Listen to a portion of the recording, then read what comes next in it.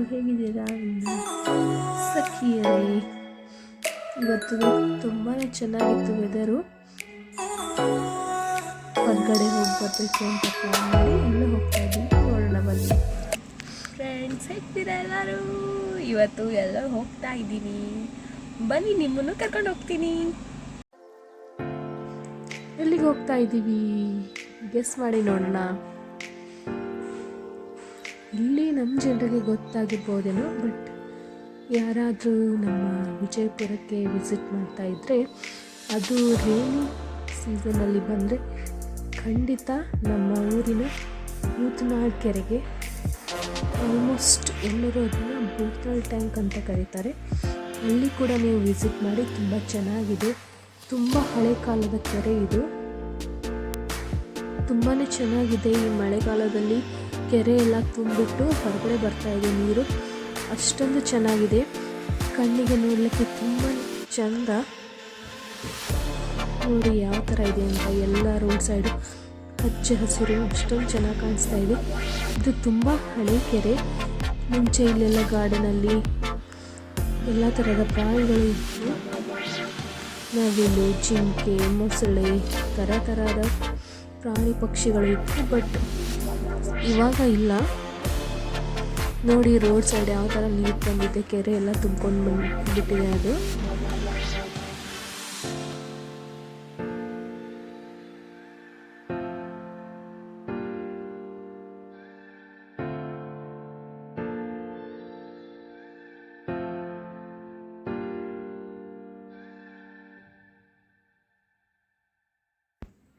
Camera ಕಣ್ಣಿಗಿಂತ ನಮ್ಮ real ಕಣ್ಣಿಗೆ ತುಂಬಾ ಚೆನ್ನಾಗಿ ಕಾಣಿಸುತ್ತೆ. ಎಲ್ಲರೂ ನೋಡಲೇಬೇಕು. ಸ್ಪೆಷಲಿ ಇವಾಗ ಕೆರೆ ತುಂಬಂದುಬಿಟ್ಟಿದೆ, ತುಂಬಾ ಚೆನ್ನಾಗಿ ಅನ್ನಿಸ್ತಾ ಇತ್ತು.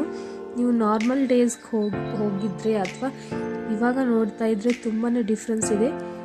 ಆವಾಗಲೂ ನಾರ್ಮಲ್ ಡೇಸಲ್ಲಿ ನೀರಿರುತ್ತೆ, ಬಟ್ ಇವಾಗ ಫುಲ್ ತುಂಬ್ಕೊಂಡ್ಬಿಟ್ಟಿದೆ ಕೆರೆ. ನೋಡೋಕ್ಕೆ ಕಣ್ಣಿಗೆ ಎಷ್ಟೊಂದು ಚೆಂದ, ಎಷ್ಟು ದೂರ ನೋಡಿದ್ರೆ ಎಷ್ಟೊಂದು ಚೆನ್ನಾಗಿರುತ್ತೆ ನೀರು. ಒಂಥರ ಖುಷಿಯಾಗುತ್ತೆ.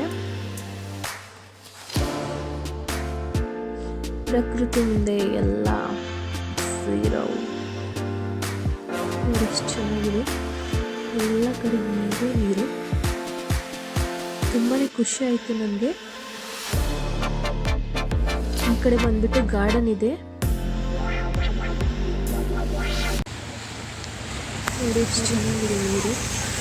ಮತ್ತು ಕೇರ್ಫುಲ್ ಆಗಿರಬೇಕು, ಯಾವುದಾದ್ರೂ ನೀರು ಜೊತೆ ಆಟ ಆಡೋಕ್ಕೆ ಹೋಗಬಾರ್ದು.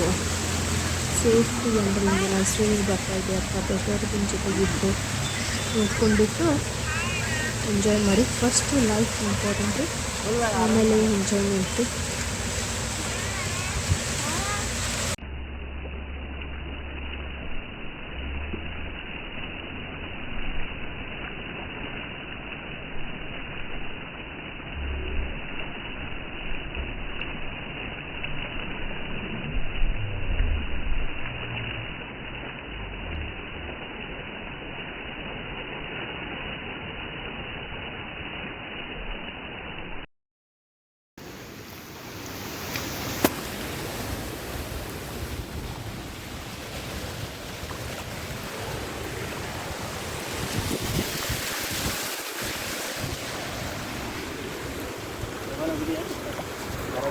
ಇವಾಗ ಇಲ್ಲೊಬ್ಬ ಚಿಕ್ಕ ಹುಡುಗ ಸ್ವಿಮ್ಮಿಂಗ್ ಮಾಡ್ತಾಯಿದ್ದ ವಿತ್ ಕೋಚು. ಸೊ ಯಾರು ಈ ಥರ ಟ್ರೈ ಮಾಡೋಕ್ಕೆ ಹೋಗಬೇಡಿ.